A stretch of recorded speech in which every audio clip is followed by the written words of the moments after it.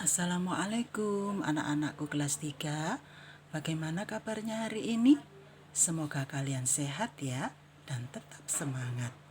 Baik, Ustazah akan memberikan materi tema 1, subtema 2, pembelajaran yang kedua dan pembelajaran yang ketiga.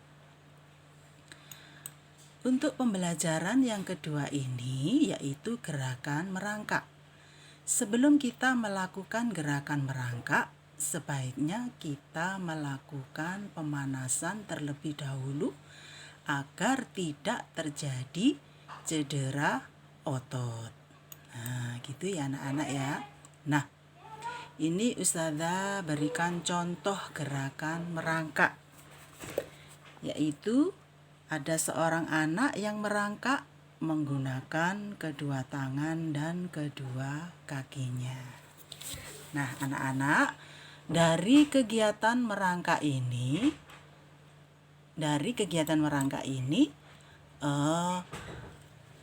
Ustazah akan mengadakan lomba merangkak. Nah, sebelum kalian melakukan lomba merangkak, maka perhatikan dahulu langkah-langkah sebelum melakukan lomba merangkak. Yang pertama, buat garis start dan finish. Yang kedua, berbaris di depan garis start. Yang ketiga, setelah diberi aba-aba, merangkaklah sampai garis finish. Jika sudah sampai ke garis finish, kembalilah ke garis start. Anak yang cepat sampai ke garis start itulah yang menjadi pemenang. Kalian tahu apa ya manfaat merangkak itu? Nah, manfaat merangkak yaitu untuk memperkuat otot tangan dan kaki. Gitu ya anak-anak ya. Kembali lagi pada kalian melakukan perlombaan merangkak ya. Di dalam perlombaan merangkak, ingat kalian tidak boleh curang. Kita harus bermain secara sportif dan rukun, gitu ya. Seperti menghargai perbedaan tinggi dan berat badan manusia. Karena setiap orang memiliki tinggi dan berat badan yang berbeda. Ada yang tinggi, ada yang pendek, ada yang gemuk, ada pula yang kurus. Nah, perubahan tinggi, berat badan, dan kekuatan adalah contoh pertumbuhan dan perkembangan manusia. Faktor yang mempengaruhi pertumbuhan dan perkembangan manusia. 1. Makanan. Yang kedua, olahraga. Yang ketiga, faktor yang diturunkan oleh orang tua. Jadi, setiap orang memiliki pertumbuhan dan perkembangan yang berbeda. Maka kita harus saling menghormati. Sikap saling menghargai atau menghormati termasuk pengamalan sila Pancasila yang kedua, yaitu kemanusiaan yang adil dan beradab. Simbol kedua Pancasila ini adalah rantai emas. Jadi semua perbedaan itu merupakan anugerah Tuhan. Jadi kita wajib mensyukuri ya anak-anak ya.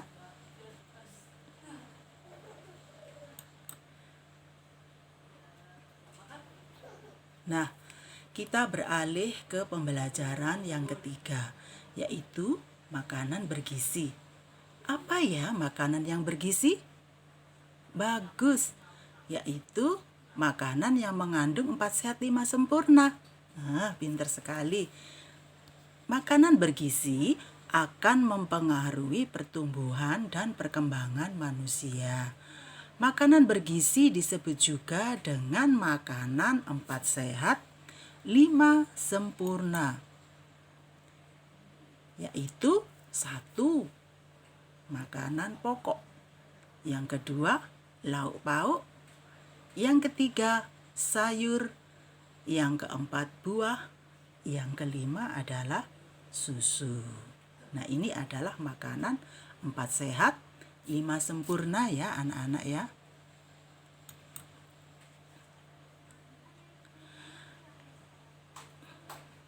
Makanan yang bergizi mengandung seperti 1 karbohidrat yang terdiri dari nasi, jagung, ketela, dan seterusnya. Yang kedua, protein, yaitu pada susu, daging, tempe, dan seterusnya. Yang ketiga, vitamin, yaitu terdapat pada sayur dan buah. Yang keempat, mineral, terjadi pada ikan, susu, sayur, dan seterusnya. Kemudian yang kelima adalah lemak, yaitu kita jumpai pada daging dan susu. Nah, anak-anak, dari makanan-makanan tersebut kita harus pinter-pinter memilih makanan yang sehat.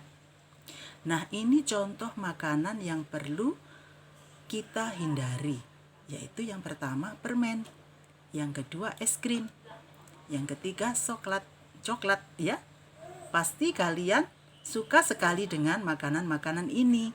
Tetapi ingat, jangan makan yang terlalu berlebihan, karena makanan-makanan ini bisa mengakibatkan sakit, iya betul, sakit gigi.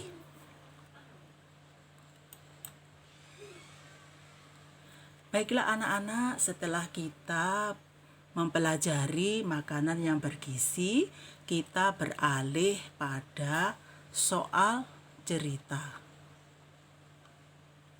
Soal cerita ya. Menyelesaikan soal cerita. Pak Samsu menjual buah melon hasil panen perkebunannya.